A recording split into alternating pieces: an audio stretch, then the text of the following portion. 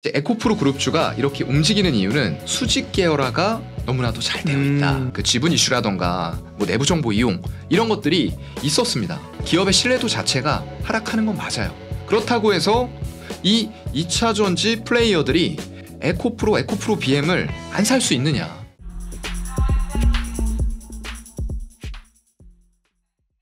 자, 2차 전지 얘기를 또 쭉 해가고 있고요.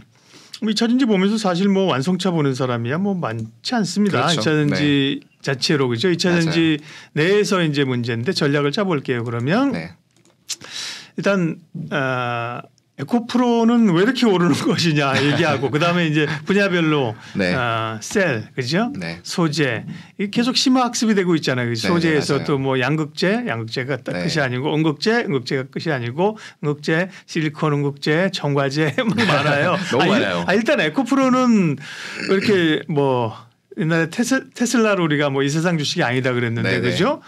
에코프로는 뭐 이렇게까지 갈 만한 이유들이 몇 가지 좀 있긴 하죠. 올려주기 수급도 그렇고 그죠? 그렇죠. 이슈들이. 네, 맞습니다. 일단은 뭐 수급상으로 봤을 때는 어느 지점에서는 외국인들의 지분은 지금 화면을 잠깐 이제 보시게 되면은 이게 지금 에코프로의 일봉 차트입니다. 이거 에코프로 BM이 아니고 에코프로예요. 근데 이제 에코프로 그룹주가 이렇게 움직이는 이유는 수직 계열화가 너무나도 잘 되어 있다라는 부분들이에요. 그러니까 전구체라던가 양극재를 만들기 전 물질이에요.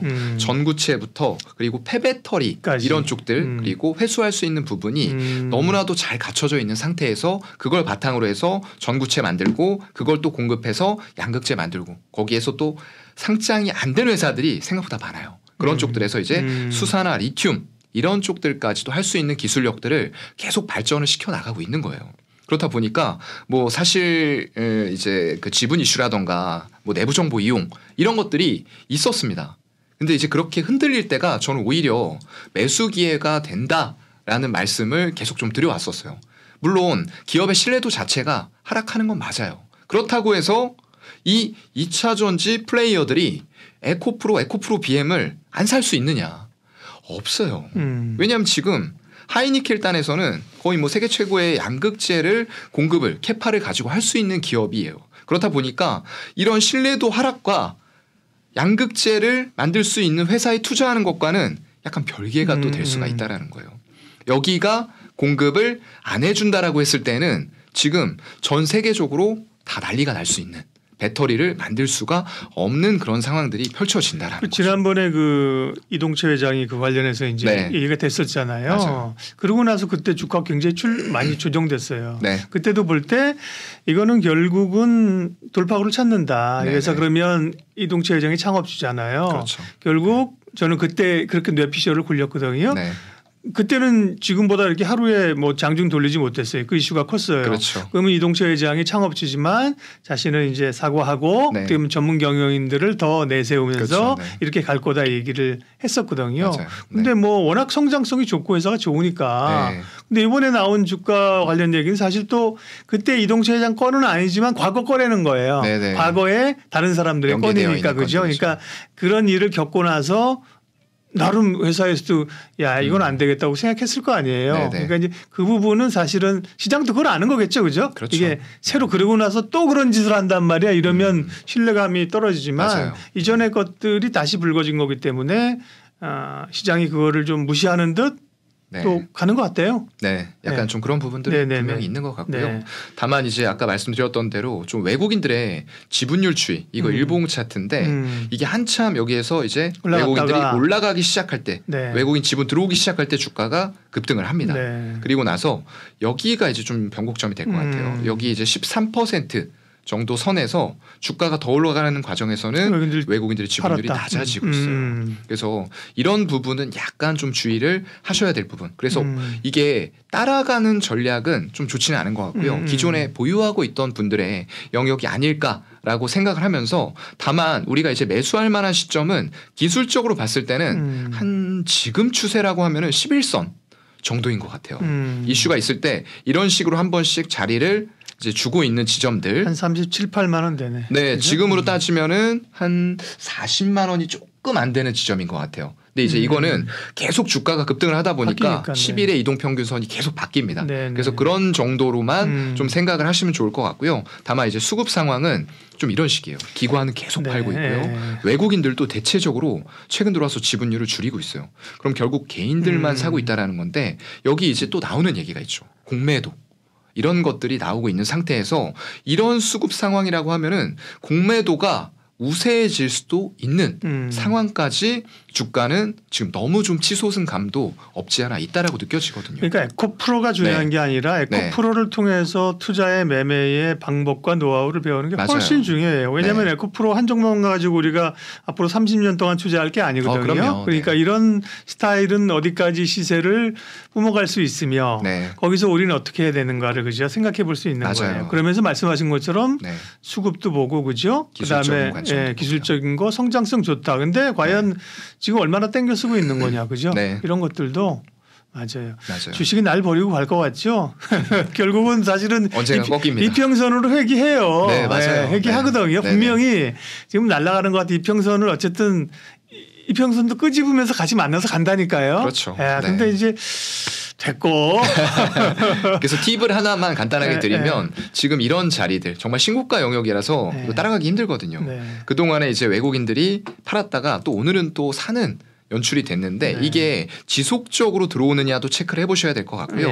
이게 좀 사기 현재 시점에서 부담스럽다라고 느끼시는 분들은 이런 기술적인 관점을 좀 정해놓으시고 너무 따라가시기보다는 이런 눌림목을 공략을 하는 게 필요하거나 오히려 나 그래도 따라가고 싶다. 이게 중장기 성장성은 변화 없지 않느냐라고 하시는 분들은 이런 고점을 오히려 돌파를 하는데 어떻게 돌파할 때 외국인이나 기관들이 강하게 사는 모습들이 나오면서 신고가를 만들 때 이런 때는 따라가 볼만도 할 것 같다라고 두 가지 팁 드릴게요. 잘하는 선수들의 그러니까 개인도 사실 트레이딩 잘하는 분들은 맞아요. 그런 분들이 따라하는 방식이 이거 돌파 매매라는 게 원래 그죠? 그렇죠. 오히려 떨어질 때 사는 게 아니라 그렇죠. 올라갈 때 사는 거죠. 근데 개인들 수급 붙으면서 가는 거는 아까 말씀드렸던 대로 공매도라던가 현물의 매도가 같이 겹쳐지면서 시세를 꺾고 일단은 단기적인 수익 취한 다음에 아까 말씀드렸던 대로 한 40만 원 안 되는 11선 부근에서 공매도 쇼커버하고 그리고 현물 매수하면서 다시 끌어올릴 수 있거든요. 이런 것들은 조금 주의하셔야 될 거예요. 2년 전인가요? 네이버 카카오 오를 때 그죠? 그때는 지금 똑같지 않아요? 맞아요. 네이버 카카오 그때 없으면 투자자도 아니야. 그죠? 그랬었죠. 그랬잖아요. 네이버 카카오 없으면 맞습니다. 투자라고 얘기할 거 없고 주식이 소외됐었죠. 철저하게. 주식이 뭐 날 버리고 갔죠. 날 버리고 갔고 가는 것 같아서 하늘 끝까지 오를 것 같았는데요. 카카오를 보니까 그때가 한 뭐 4만 원, 뭐 6만 원에서 17만 원 찍었을 때 그죠. 그런데 결국은 뭐 예상하지 못했던 얘기 하나 뻥 터지면서 그때도 규제 얘기 나오면서 그죠. 물적 분할 떨어지기를 뭐 기도하고 떨어져라가 아니라 역사를 보면 그럴 수 있다. 맞아요. 언제든 그럴 수 있습니다. 그러니까요. 에코프로는 그렇고 어쨌든 뭐 2차 전지는 뭐 성장성에 의심이 없는 거고 전략이니까 다른 그러면 2차 전지 가운데서 좀 또 눈여겨볼 만한 차장님이 보시는 쪽 좀 얘기해 주세요. 뭐 간단하게 말씀을 드리면 아까 이제 3단계 중에서 배터리셀 쪽은 SK 이노베이션은 지금 저는 당장은 좀 제외해 놓고 있어요. 뭐 여러분들도 잘 아시는 것처럼 정유 쪽이 너무 큰 포션을 아직 차지하고 있고요. 2차 전지 관련해서는 SK온이라는 기업이 있는데 이게 이제 분할 이슈가 나왔다가 지금은 들어가 있는 상태인데 결국 분할하긴 해야 됩니다. 근데 어떤 분할을? 인적 분할을 해야 돼요. 물적 분할은 안 돼요. 인적 분할을 해서 SK 이노베이션을 가지고 있는 주주들한테도 똑같이 주식을 분배를 해주고 그리고 제대로 된 가치 평가를 받아서 자금 조달이 얼마 전에 이제 안 됐던 이슈가 있었잖아요.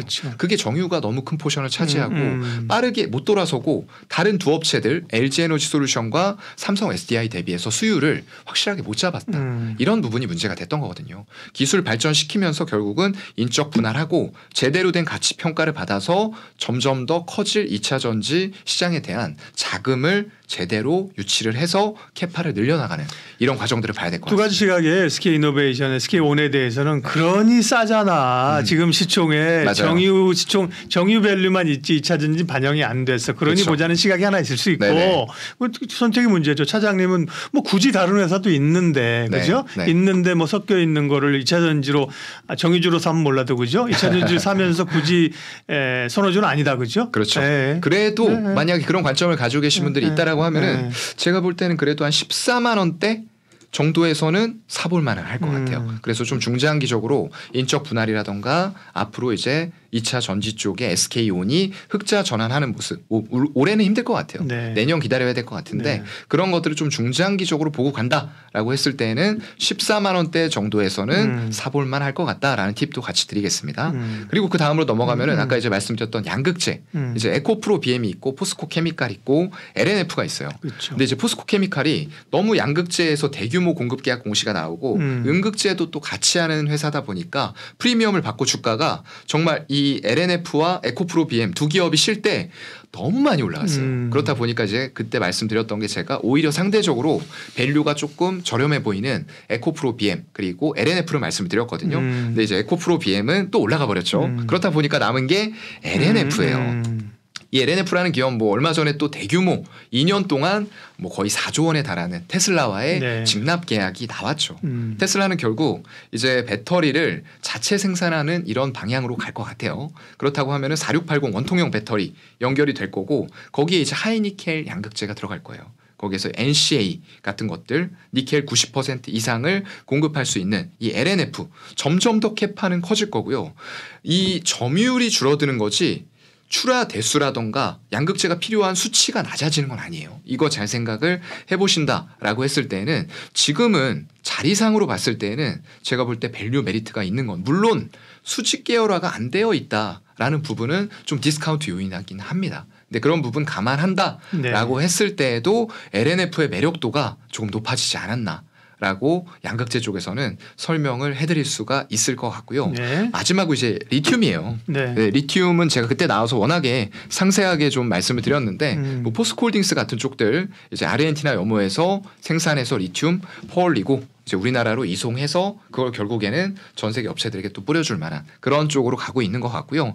그때 말씀드렸던 뭐 하이드로 리튬이나 이런 쪽들도 사업을 잘 해나가고 있어요. 사업을 실제로 하려는 의지들은 보이고 있고요. 최근에 이것도 마찬가지로 신고가 또 보냈었죠. 네, 33,000원까지 올라갔었던 것 같아요. 거기다가 조정을 좀 주고 있는데 네. 정제를 하는 기업과 단순 가공을 하는 기업은 여러분들이 분명히 좀 구별하실 필요는 있어요. 최근에 올라오고 있는 이제 미래나노텍이라던가 뭐 이런 기업들 강원에너지, 무수산화 리튬 이런 쪽들로 전부 다 리튬주로 엮여 있지만 이걸 정제할 수 있는 거냐 아니면 단순히 가공만 할 수 있는 거냐. 왜냐하면 영업이익률의 차이로 나타날 거거든요. 그래서 아직까지 뭐 하이드로 리튬도 대규모의 수산화 리튬 배터리 등급을 양산할 수 있다라는 것까지는 아직은 안 나와 있는 것 같아요. 근데 이런 것들까지도 이제 할 수 있는 단계가 돼 있으면 물론 주가는 지금 레벨이 아니겠죠. 그래서 이 기업이 사업을 하려는 의지와 이런 것들은 계속 나오고 있기 때문에 꾸준하게 추적 관찰을 해야 될 필요는 있다라는 말씀을 한 번 더 드리고요. 이제 어반 리튬 같은 경우에는 폐배터리 이런 쪽 도시광산 쪽으로 하면서 결국에는 지금 IRA법 그리고 유럽의 CRMA법 이런 쪽에서 아까 말씀드렸던 대로 중국 계속 고립됩니다. 원자재 이런 쪽도 고립될 거예요. 그렇다고 했을 때 전기차는 계속 만들어야 되는데 결국에 리튬, 니켈 이런 것들 어디에서 가져올 거냐는 거죠. 그런 관점에서 봤을 때는 폐배터리 그리고 어떤 미국의 어떤 저순도 염호 같은 쪽들에서 리튬을 추출할 수 있는 이런 기술을 가지고 있는 기업들에 우리가 주목을 해야 되는 건 분명할 것 같습니다. 그래서 이렇게 세 단계 여전히 보고 있다라는 말씀드리고 좀 간단하게 업체별로 정리를 해드렸습니다. 리튬 하면 또 사용관 차장님이잖아요. 네, 우리 배터리 아저씨 계시지만 네. 사용관 차장님 리튬의 진심이 리튬 하면 우리 박민영 앵커도 리튬 하면 사용관 차장님 생각난다고. 그러게요. 네. 리튬 오빠 이러면 한번 줄까? 리튬 삼촌 하나 만들어야 되겠어요. 저도. 그러니까 네. 그래요. 리튬 관련주 그래서 쭉 그 얘기를 하실 때 관심이 있었던 분들은 최근에 수익 많이 냈죠. 얼마 전에. 그렇죠. 네. 네. 근데 리튬에 대해서 한 가지 오해만 풀고 가면 네. 아니 그러니까 풀어주셔야 될 게 리튬 가격이 엄청 떨어진다면서요. 그죠? 네네. 그러면 리튬을 만들거나 사오고 정제하는 회사들은 안 좋은 거 아니에요? 예, 네. 이런 오해에 대해서는 네, 맞습니다. 일단 사실 가격이 하락한 건 사실이에요. 그런데 가격폭을 봤을 때 이제 여러분들이 뉴스에 나오는 거 보면은 기자분들도 이 리튬에 대해서 정확하게 몰라요. 아는 분들이 별로 없어요. 네. 네, 정제와 가공도 네. 사실상 구분을 좀 못하는 분들도 많이 있는 것 같고 그래서 가격이 떨어졌지만 그건 이제 리튬 인산철에 들어가는 탄산이라면 맞아요. 네. 이게 이제 포스코의 방식으로 좀 설명을 해드리면은 포스코의 아르헨티나 염호라는 게 있어요. 그 염호에서 이제 순도가 굉장히 높습니다. 1리터당 거의 한 890mg. 이게 사실상 퍼센티지로 보면은 굉장히 낮아요. 근데 전 세계 염호 중에서는 굉장히 높은 염호예요. 순도 자체가요. 그럼 그걸 퍼올려서 폰드라고 불리우는 약간 염정 같은 식이죠. 네. 거기에다가 그걸 퍼올려서 쨍쨍쨍 햇볕에 말립니다. 비 오면 큰일 나요. 네, 비 오면 큰일 납니다. 그런 지역, 고산지대 이런 쪽들은 이제 비가 좀 잘 안 오거든요. 그렇다 보니까 그걸 농축을 시켜서 일정 농도의 리튬을 갖췄다라고 했을 때는 거기다가 이제 P라고 하죠. 우리가 인을 거기다가 넣습니다. 막 넣으면은 인산 리튬 형태로 추출이 되게 되는 거예요. 그러면서 불순물도 제거가 되고요. 그럼 그 인산 리튬이라는 걸 가지고 이제 포스코는 정말로 높은 고산지대에서 멀리 떨어진 한국까지 그거를 수송을 해와야 돼요. 엄청난 어떤 고산지대 고산병 이런 것들. 전에 이제 갔다 왔던 영상이 있더라고요.